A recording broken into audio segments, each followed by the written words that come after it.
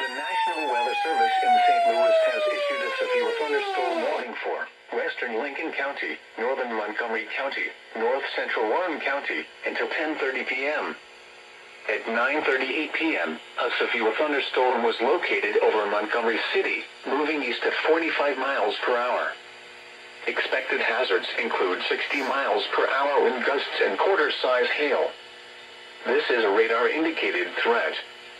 The following impacts are expected. Hail damage to vehicles is expected. Expect wind damage to roofs, siding, and trees.